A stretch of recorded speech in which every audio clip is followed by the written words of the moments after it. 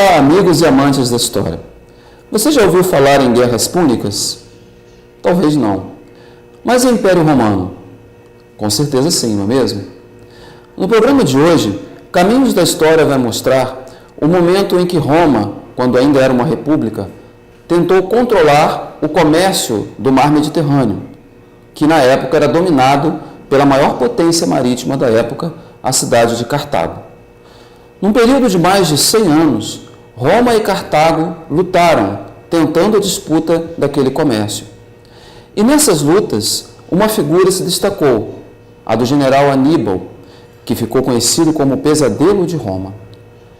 Nesse programa de hoje, você vai aprender mais sobre quem foi Aníbal, por que ele era considerado um pesadelo de Roma e o resultado final de toda essa história. Acompanhe agora o nosso programa. Aníbal, o lendário guerreiro cartaginês. Seus inimigos diziam que ele era mau, era horrível, não se dava bem com os outros. Regra número 1 no mundo antigo: mexa com Aníbal e haverá sangue. 130 mil litros de sangue foram derramados nesse campo de batalha. A questão é, devemos confiar no inimigo do cara? Aníbal foi um grande general ou apenas um assassino cruel?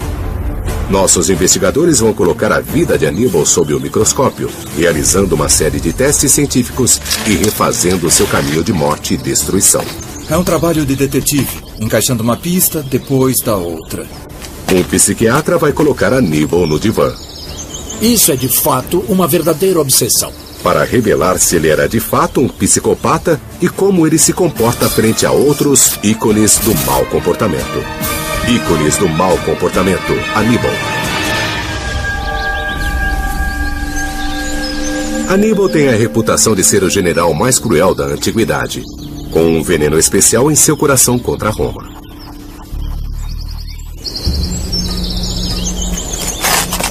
Para entender Aníbal melhor, o psiquiatra David Maló irá analisar o seu comportamento e depois classificá-lo em um medidor de psique único, para mostrar como ele se compara a outros durões da história como Gengis Khan e Calígula. Eu preciso avaliar se a violência e a brutalidade cometida por Aníbal é para um propósito estratégico específico ou se é para o seu puro prazer. Aníbal tem uma ficha de arrepiar os pelos. Uma história, na verdade, diz que Aníbal discutiu a possibilidade com seus generais de comer os corpos dos soldados que morriam pelo caminho nos Alpes para atravessar o resto das tropas. Isso é canibalismo. Ele obriga um soldado romano a lutar até a morte contra um elefante. Quando o mercenário deserta, Aníbal ordena que a esposa e os filhos do homem sejam queimados vivos. Isso é vingança de sangue, pura e simples. Ele crucifica um escuta por lhe dar a direção errada. E ele mata 50 mil soldados romanos em um único dia. Aníbal tem essa reputação temível. É violento, cruel, quase um monstro. Mas as histórias de crueldade vêm todas de Roma, a cidade que Aníbal tentou destruir. Seriam confiáveis? Não dá para saber se é ou não só propaganda. Mas temos certeza que os romanos retratariam Aníbal como um bárbaro. Então, quem é o verdadeiro Aníbal? A busca por respostas começa em sua infância. Ele nasceu em 248 a.C. em Cartago, na atual Tunísia, na costa norte da África.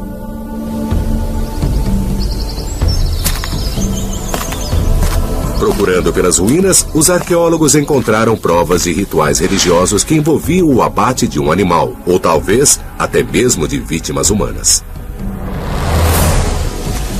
Este sítio é um templo cartaginês muito raro e fantasticamente preservado. E em um local como este, Aníbal foi trazido quando criança. Ele foi forçado a participar de um sacrifício. E suas mãos foram colocadas no sangue ainda quente. E nesse momento, seu pai o faz jurar dedicar o resto de sua vida para tentar destruir Roma. O que aconteceu aqui vai moldar o psicológico de Aníbal para o resto da vida. Temos aqui um menino de 9 anos que olha para seu pai, acha que ele é um grande herói, quer se juntar a ele em sua aventura militar. Seu pai diz: certo, mas primeiro você deve passar por esse ritual brutal. Ele incorpora o sonho do pai, o ódio a Roma, e toma isso para ele. Se as histórias romanas forem verdade, a coisa é pior, bem pior. Eles acusam os cartagineses de sacrificar crianças aos deuses. Um historiador diz que uma vez, quando Cartago foi atacada, os cartagineses decidiram repelir os invasores matando 500 crianças inocentes. Normalmente você pega essas crianças de famílias de escravos ou das pessoas das classes mais baixas, mas dessa vez determinaram que um gesto muito mais profundo seria necessário. Então pegaram as 500 crianças das 500 famílias mais nobres de Cartago. E aquelas crianças inocentes foram levadas até uma estátua de Baal e queimadas vivas. Os historiadores presumem que isso era invenção romana, criada para demonizar os cartagineses. Mas descobertas na área de Cartago, conhecida como Tofete, estão dando-lhes outras ideias. Este pode ter sido o local mais horrível do mundo antigo.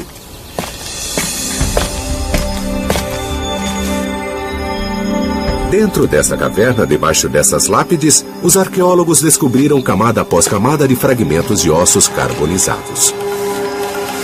Sua origem era um mistério, até que novas técnicas analíticas mostraram serem ossos humanos, os ossos de meninos. Hoje no grupo de estudo há um debate, que é: isso é sacrifício humano ou é só um cemitério infantil? Sacrificar crianças? Alguns arqueólogos acham impensável. Com certeza isso nunca aconteceu. É muito difícil determinar a causa da morte desses indivíduos, porque os restos das pessoas estão queimados. Então, na verdade, não temos a integridade do esqueleto. Não é fácil determinar se a pessoa morreu de um golpe na cabeça, se o pescoço da pessoa foi quebrado. Então, torna toda a situação muito mais difícil.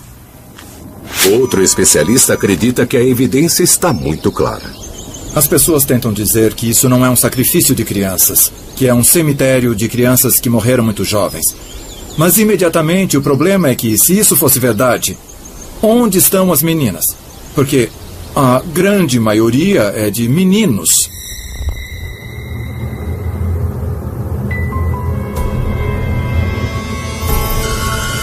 Elas são provas muito contundentes, mas é possível que ocorreram 30 mil sacrifícios de crianças humanas. O veredito? As histórias de horror podem ser verdade. Aníbal teve que colocar as mãos sobre o sacrifício ainda vivo. Nós nem sabemos se era um animal ou se era um humano. Isso seria um evento transformador, incrivelmente traumático e dramático. Que tipo de impacto isso pode ter causado em Aníbal? Ele vai se enrijecer, endurecer, vai aprender que a vida não vale nada. Ele vira uma criança soldado. E conforme ele avança, ele vai perseguir o sonho de seu pai. E isso vai causar um profundo efeito em Aníbal. O mar Mediterrâneo era dominado pelos grandes navegadores fenícios, povo que tinha o comércio marítimo como principal atividade econômica. Após a conquista da Fenícia, o seu povo fugiu e fundou Cartago, que então dominava o mar Mediterrâneo e territórios próximos à Península Itálica. Roma, que dominava a Península Itálica, almejava agora o mar Mediterrâneo e o controle do seu comércio. Inicialmente, Roma e Cartago mantinham boas relações comerciais e eram aliadas no propósito de apaziguar as relações na ilha da Sicília, que se mantinham instáveis. A Sicília, pertencente a Siracusa, era um ponto estratégico para o desenvolvimento do comércio marítimo e era assim dominada por Cartago. A Primeira Guerra Púnica tem início quando Roma, vislumbrando a possibilidade de conquistar a ilha e expandir seu território, expulsa os cartagineses que lá viviam. Ao fim desta guerra, os cartagineses foram vencidos pelos romanos e perderam o domínio das ilhas Sicília, Córcega e Sardenha. Além disso, tiveram de pagar indenizações a Roma. Mas por que todo o ódio? Cartago e Roma lutavam há anos pelo controle do comércio no Mediterrâneo. O pai de Aníbal era comandante do exército de Cartago. Tinham-se passado 23 anos de guerra por todo o Mediterrâneo quando Aníbal, ainda adolescente, embarca para lutar na Espanha. Aos 20, ele comanda um exército e, desde o início, ele não é nada bonzinho. Aníbal cerca a cidade de Sagunto, aliada dos romanos, e seu gosto por traição aparece de forma impiedosa. Tinha sido um cerco muito prolongado. Os saguntianos mandaram seus líderes para negociar com Aníbal. E aí é que ele vê sua chance. Contrariando as regras da guerra, ele manda suas tropas matarem todo o homem vivo de lá. As pessoas se renderam. Ele disse que as deixaria ir, mas muda de ideia e as mata assim mesmo. Que tipo de homem é esse? Hoje o chamaríamos de criminoso de guerra. Aníbal estabelece um padrão que ele vai repetir por toda a vida. Ele vai destruir qualquer um, mas qualquer um com quem cruzar.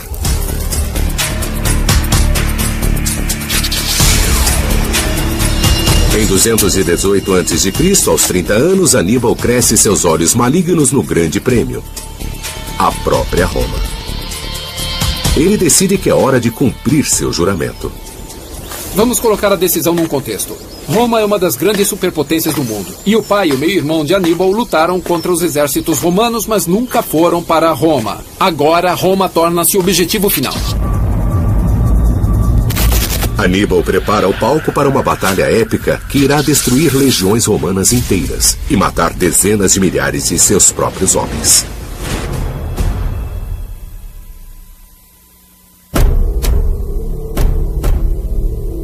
Aníbal de Cartago, aos 30 anos, quer cumprir o juramento de sangue de menino: marchar sobre Roma.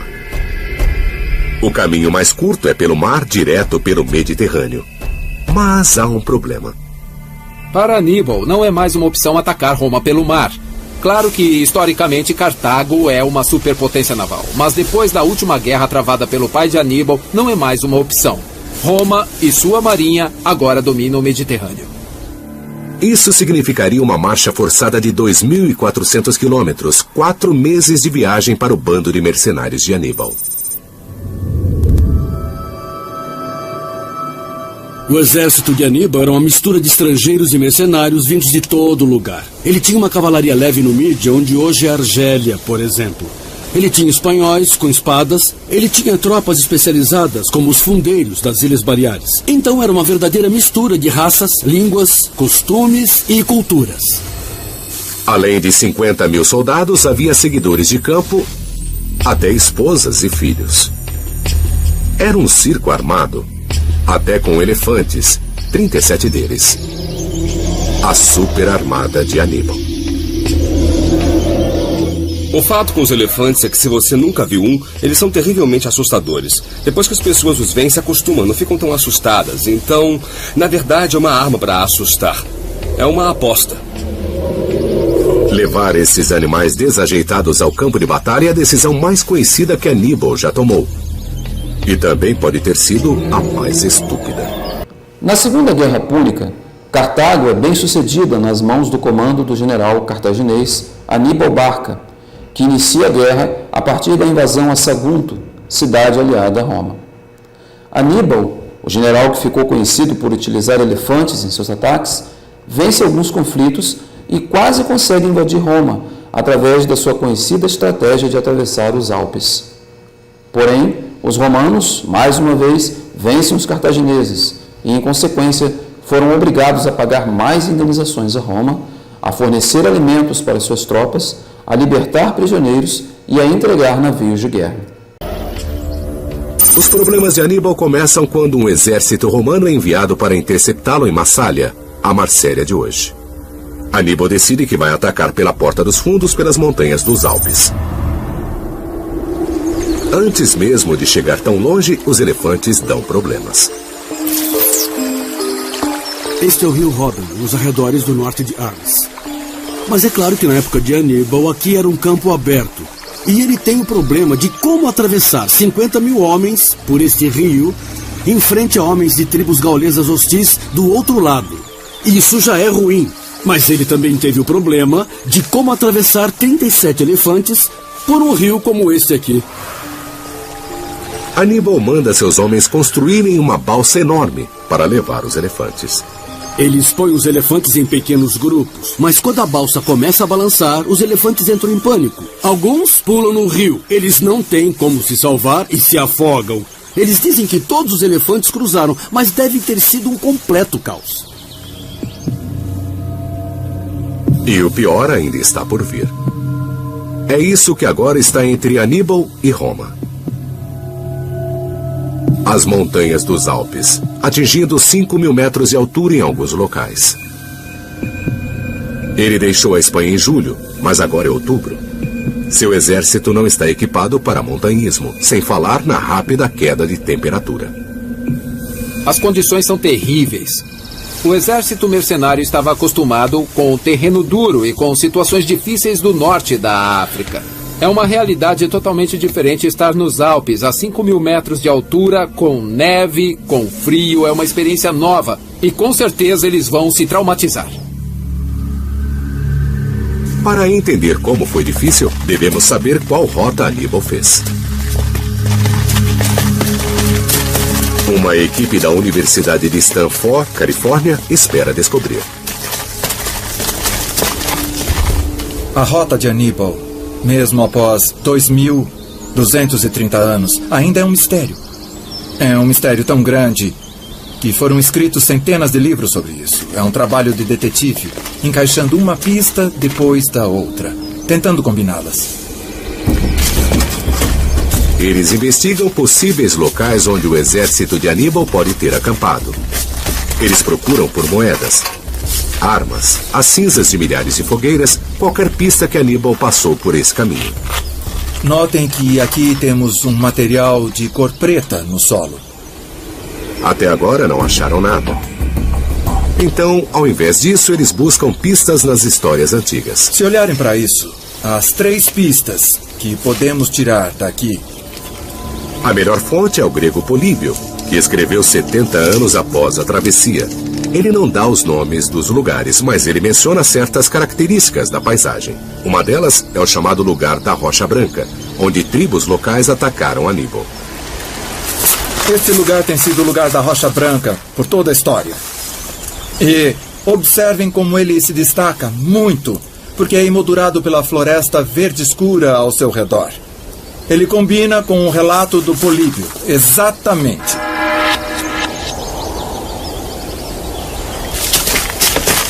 Com base nessa evidência, Aníbal deve estar caminhando para uma passagem elevada chamada Col de Clapier, 2.500 metros acima do nível do mar, onde as temperaturas podem cair muito abaixo de zero. É um ambiente totalmente estranho para um exército africano. Muitos deles podiam nunca ter visto neve antes. E agora, de repente, eles subiam esses vales dos Alpes e então viam a neve acima deles. E ela está cada vez mais perto e fica cada vez mais frio. Nesta região, as temperaturas podem cair para menos 5 graus Celsius à noite. É muito frio para os soldados vestidos apenas em vestes leves de linho.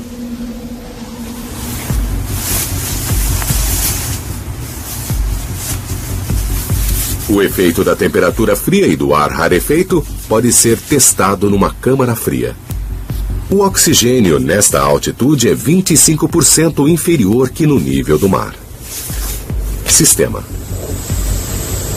Nós vamos ligar a câmera em menos 5 graus Celsius, que é 23 graus Fahrenheit, e haverá vento para simular como se ele estivesse numa montanha. E podemos controlar os níveis de oxigênio ao mesmo tempo. Então podemos replicar o que os soldados de Aníbal passaram nos Alpes. Um voluntário veste uma bata fina, simulando a roupa da cavalaria númida de Aníbal. É ideal para o calor de que estão acostumados na Espanha, mas não para o vento congelante de outubro dos Alpes.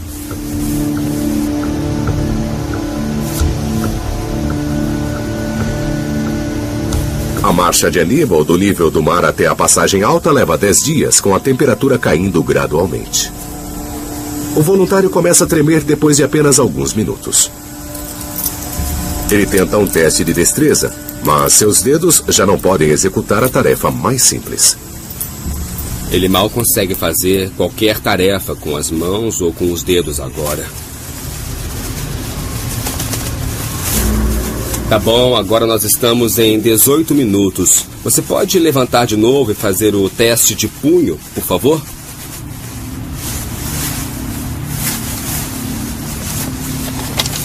Oi, Stephen. Eu acabei de fazer o teste de punho e o resultado foi 29 quilos. Sua força de punho diminuiu 40%.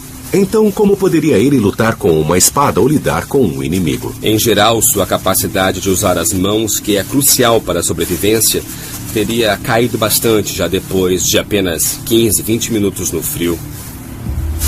Mais 10 minutos e o voluntário está começando a sofrer de verdade. O tremor é exaustivo. Seu cérebro exige mais oxigênio para combater a fadiga. A respiração rápida suga a energia de seu corpo. Se este fosse um dos homens de Aníbal, ele não seria mais capaz de pensar bem, ou até mesmo de andar nas perigosas trilhas da montanha. Um dos primeiros sinais de hipotermia é a dificuldade de se concentrar. Você se concentra em pôr um pé na frente do outro e aí não percebe os perigos ao redor que podem ocorrer. Se a temperatura do corpo ainda continuar a cair, você começa a correr o risco de uma parada cardíaca. Depois de 32 minutos, o médico para o experimento.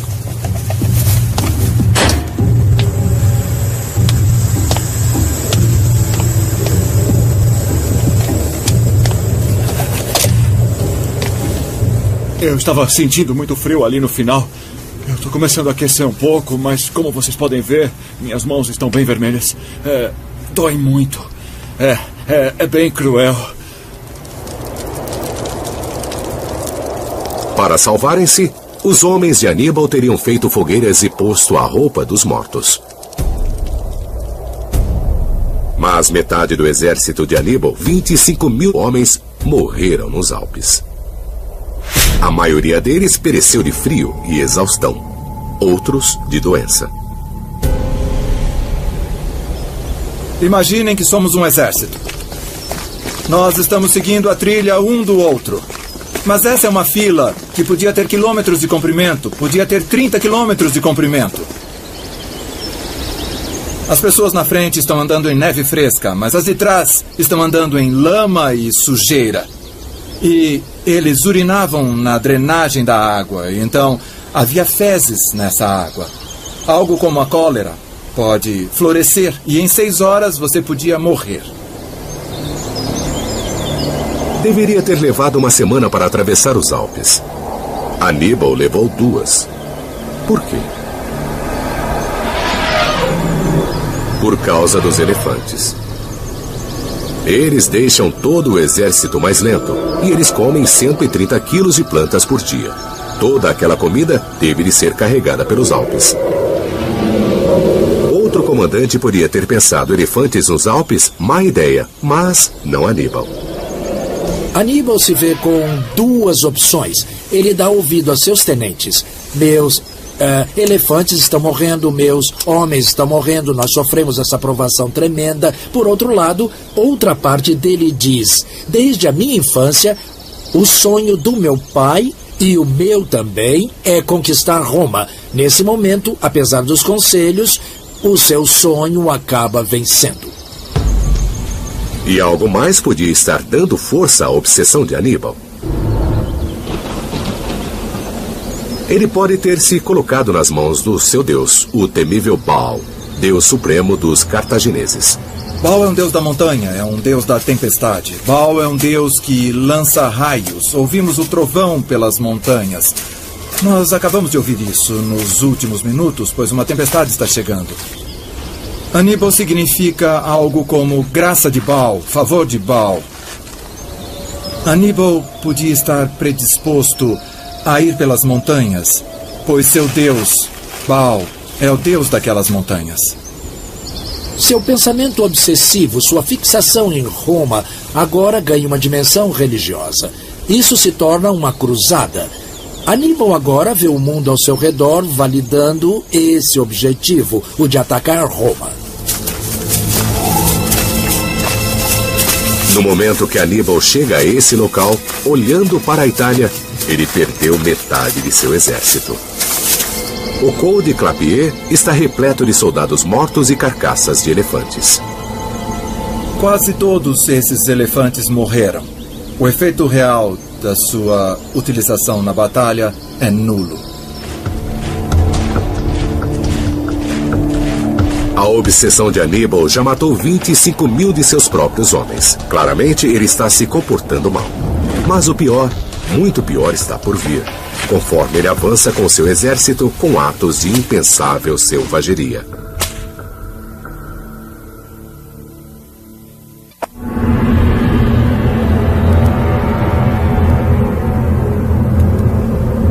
Em 218 a.C., Aníbal de Cartago apostou tudo em sua obsessão de vida: a destruição de Roma.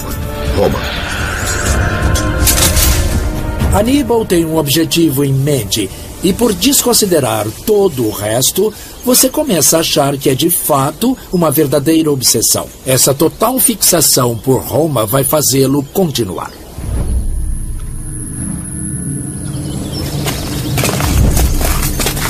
Cruzando os Alpes para a Itália, Aníbal perdeu metade de sua força de 50 mil homens para o frio, a fome e a doença. Os sobreviventes não estão felizes. Aníbal precisa mostrar-lhes quem é que manda. Então ele pega alguns presos e os faz lutar até a morte.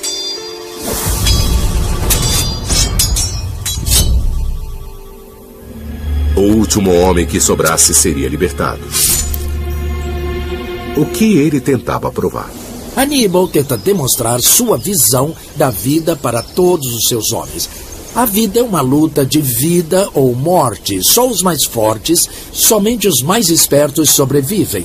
Não é só a visão de Aníbal, agora também é a visão de todos. Itália. A animação de equipe de Aníbal funciona, bem como ele esperava. Ele derrota legiões romanas enviadas para detê-lo em 2 batalhas no norte da Itália. Como ele conseguiu isso com seu exército enfraquecido? A resposta é que Roma não é a superpotência que se tornaria nos próximos séculos. A cidade é governada por 2 cônsules. Incrivelmente, eles também se revezam para comandar o exército. Uma receita para um desastre militar. Era uma coisa política dividir o trabalho para garantir que ninguém tivesse o poder supremo. Alternando todo dia o comando do exército, nunca durava mais do que 24 horas. Em teoria, os 2 colegas deviam cooperar. Ambos deviam concordar com um plano comum. Mas se não concordassem, nada impedia um homem de fazer o oposto de seu colega quando era seu dia no cargo. Aníbal ia explorar a fraqueza dos romanos em tudo o que pudesse. Roma. Ele ouve que eles criaram um novo exército no sul da Itália, e então ele ignora Roma para procurar o inimigo. Pelo caminho, as histórias antigas contam uma lista de crimes de guerra. Plínio o Velho, o historiador, conta uma história bizarra. Ele diz que Aníbal pega um soldado romano capturado e o coloca contra um elefante. Ele diz ao soldado: se você vencer o combate contra um elefante, será libertado. O estranho é que o soldado romano vence.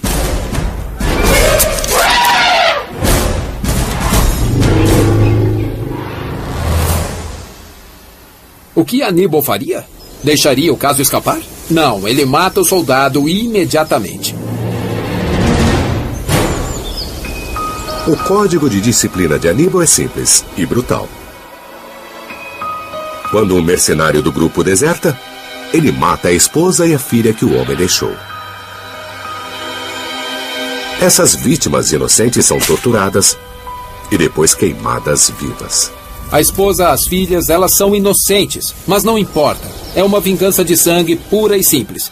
Aníbal se sentiria absolutamente justificado em suas ações. Ele foi traído e com a traição vem a punição. Algo muito trivial também poderia matá-lo. Quando um escuta de Aníbal erra no caminho, Aníbal explode de raiva e crucifica o homem. Por que Aníbal se porta tão mal? Essa violência é gratuita? Ou há uma explicação racional? Ele não é um psicopata, ele não faz isso por diversão. Ele quer dar exemplos para suas tropas. É cruel, mas a sua crueldade tem um propósito. Durante a longa marcha ao sul, Aníbal pega uma infecção que cega para sempre seu olho direito. Isso não ajuda no seu humor.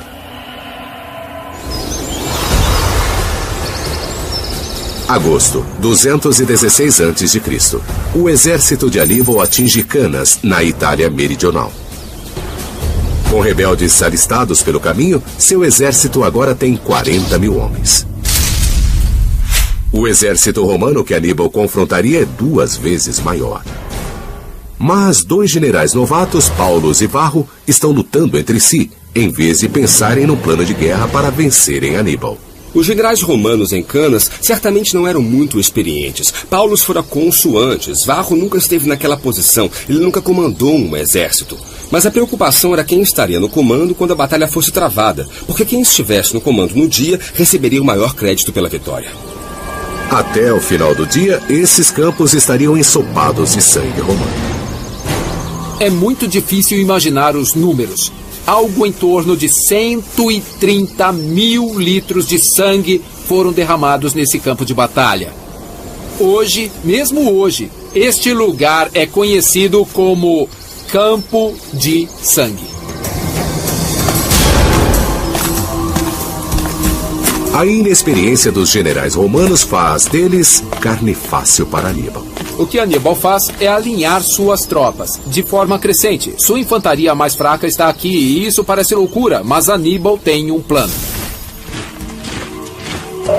Ele deixa sua infantaria de elite na reserva e usa os soldados menos experientes no meio do crescente como isca. Quando este crescente desmorona, como ele sabia que aconteceria, os romanos se adiantam e pensam que estão ganhando. Os romanos mergulham no centro do exército cartaginês e Aníbal solta sua armadilha. É aí que Aníbal envia suas tropas em volta e cerca totalmente os romanos. É aí que a carnificina começa. Os romanos ficam tão cercados que não podem lutar. 50 mil romanos são abatidos. Uma taxa de baixas de 70%. Lembrem-se que todos esses homens foram cortados, esfaqueados, espancados ou esmagados até a morte. Deve ter sido muito cansativo para os caras que estão matando.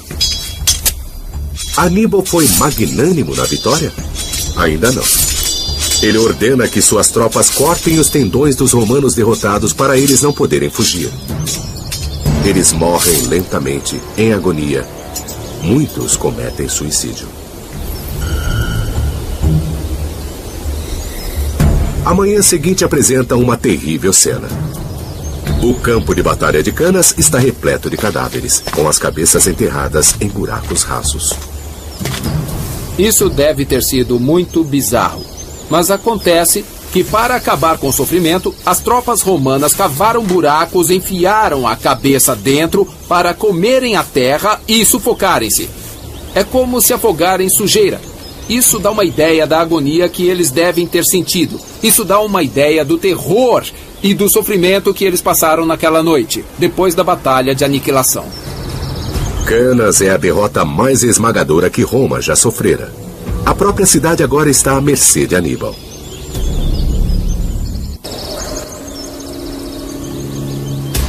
Tíber II, 216 a.C.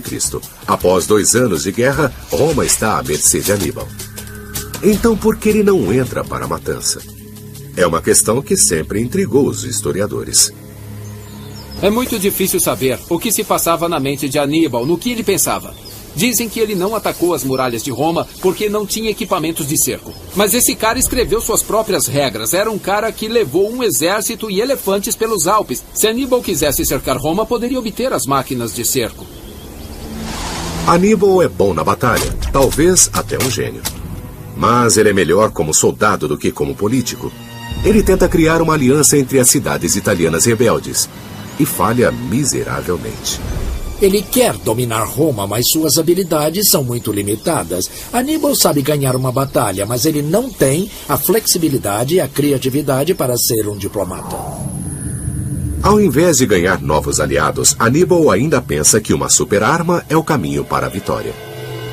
Os elefantes provaram ser um desastre. Então, ele tenta transformar cobras em uma arma de guerra. É acreditado a Aníbal a invenção desta nova técnica, onde ele faz seus homens juntarem cestos cheios de cobras e então eles são disparados pela artilharia nos decks de navios de guerra inimigos. E num navio de guerra lotado com muitos remadores, não é um lugar onde você quer pânico e todo mundo fugindo desses répteis ferozes. Parece assustador, mas será que funciona? O engenheiro forense Jeff Archibald irá simular um ataque da pomba de cobra para descobrir se as cobras sobreviveriam ao serem lançadas pelo ar. Vamos supor que os dois navios de guerra estejam a 200 pés de distância, são cerca de 60 metros. Para fazer um desses potes de barro viajar por 60 metros, eles terão uma velocidade de lançamento inicial de 88 km por hora. Para que o pote tenha essa velocidade, ele será lançado a 15 metros de altura. O maior impacto vai ser o vertical. E é isso que vamos tentar recriar. O perito em répteis Lee Parker acredita que esses substitutos de cobras verdadeiras dirão tudo o que ele precisa saber. Nós usamos a maior densidade que esse tipo de cobra pode ter. Com a proteção da pele semelhante à pele da cobra, os órgãos de dentro da cobra, músculos, tecidos, parecem muito com isso. O teste vai medir a força do impacto.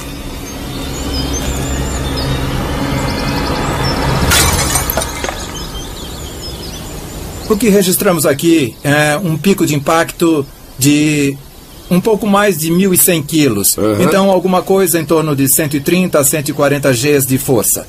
É o tipo de coisa que mata um ser humano. Mas as cobras, sendo menores, podem ter sobrevivido. As cobras do fundo do pote amortecem o impacto das que estão em cima. Então, a maioria delas sobrevive. A viabilidade disso é bem alta. 10 a 20% das cobras no pote morreriam no impacto. Mas 80% das cobras sobreviveriam e, psicologicamente, seria um choque ter um monte de cobras pousando. A arma funciona na teoria, mas tinha algum uso? Ela pode ganhar um tempo no começo da batalha, mas não vai ganhar a própria batalha, e Aníbal não consegue um sucesso completo.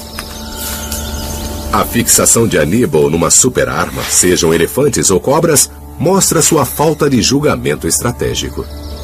É um pouco igual a quando Hitler investiu muitos recursos em desenvolver a tecnologia de mísseis na Segunda Guerra Mundial. Quando quase com certeza ele se daria muito melhor se investisse os recursos em armamentos convencionais. Eu acho que Aníbal teve o mesmo problema. Pensou que uma super-arma fosse a solução para seu problema. Ele provavelmente teria se dado melhor se investisse mais recursos em mais infantaria, mais cavalaria, mais armas convencionais. A guerra de Aníbal começou com um elemento surpresa. Mas agora virá um longo e lento impasse. Um grande erro de cálculo de Aníbal foi subestimar a capacidade dos romanos de se recuperarem. Eles podiam perder 50 mil homens em uma batalha, mas haveria ainda 700 mil homens completamente disponíveis para serem recrutados na Itália. Então, podiam sofrer perdas horrendas, como na Batalha de Canas, 10 vezes mais e ainda continuar lutando. Aníbal permanece na Itália por 13 anos. Ele tem 45 anos, quando os romanos lançam seu próprio ataque surpresa a Cartago. Em 203 a.C., Aníbal recebeu ordens dos anciãos de voltar aqui para Cartago. Havia um exército romano acampado fora da cidade. O que ele ainda estava fazendo na Itália? O encontro acontece aqui na planície de Zama, no norte da África. Apesar de sua experiência desastrosa com eles nos Alpes, Aníbal mais uma vez usa sua super-arma favorita, o elefante de guerra. Aníbal tem cerca de 80 elefantes à sua disposição. Ele tem que preparar esses bichos para a batalha. Então, fontes antigas dizem que ele lhes dá álcool. E ele também os provoca fincando lanças nos seus tornozelos. Então eles ficam bêbados e também enfurecidos. Então o que você precisa fazer nessa altura é direcioná-los ao inimigo e soltá-los. Mas os romanos têm um plano de defesa simples. As legiões abrem espaços nas fileiras e as grandes feras atravessam direto. Algumas até mesmo voltam atrás e atacam as próprias linhas de Aníbal.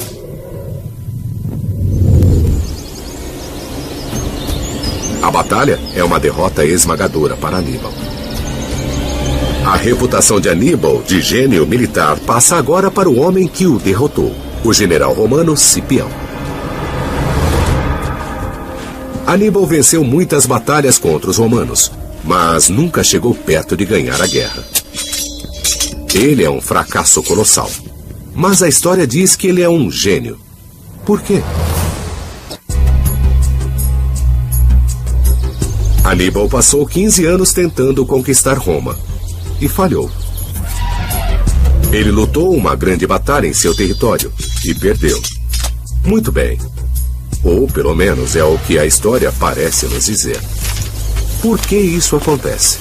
Se você descrever Aníbal como um grande líder, um grande gênio militar, e depois vencê-lo, isso faz você ficar ainda melhor.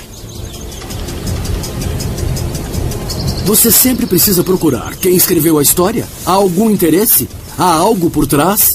Nesse caso, a resposta é fascinante e pode muito bem nos explicar por que Aníbal é visto da maneira como o vemos. O relato mais detalhado da invasão de Aníbal na Itália vem do historiador Políbio, que escreveu 70 anos após o ocorrido. Políbio nos diz que visitou muitos locais, os Alpes, alguns dos locais das batalhas e assim por diante. E também que ele falou com alguns dos veteranos, homens que tinham lutado com Aníbal. E é por isso que devemos confiar nos seus relatos. Mas se pensarmos nisso, mesmo se esses veteranos eram meninos na época da guerra, eles estariam com bem mais de 80 anos, quando em teoria falaram com Políbio. E este é um mundo onde a expectativa de vida é baixa. Então o que temos aqui, no mínimo, é uma dúvida sobre a confiabilidade dos relatos de Políbio. Por que Políbio mentiria? Acontece que ele foi pago pela família de Cipião, o homem que derrotou Aníbal. Na verdade, Políbio era o propagandista da família. E a melhor maneira de fazer com que Cipião fosse um gênio militar seria retratar Aníbal como um enorme gênio. De fato, Cipião não teria nenhum crédito se Aníbal fosse retratado como um lutador de segunda, um fracassado. O veredito? Aníbal não é o gênio militar que a história e a lenda o fazem parecer.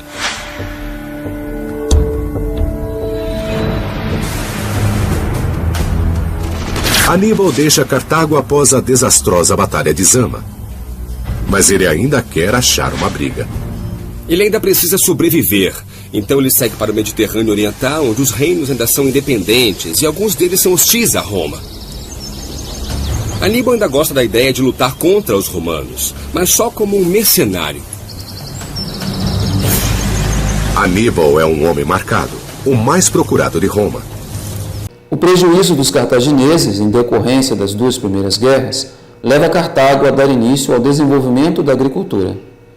O fato de não se deixar vencer pela perda da hegemonia do comércio, principalmente somado à iniciativa de buscar outras condições que propiciassem um desenvolvimento econômico da cidade, leva à ira de Roma, que com receio de novos conflitos, pensa não haver outra alternativa a não ser a destruição de Cartago. A frase "delenda Cartago", dita pelo senador romano Catão o Velho, significa "Cartago deve ser destruída". O domínio do Mediterrâneo e do seu comércio passa então para Roma, que chama o mar Mediterrâneo de Mare Nostrum ou Nosso Mar. Em 182 a.C., em Bitínia, na Turquia de hoje, Aníbal ouve que uma força de ataque romana está indo em sua direção.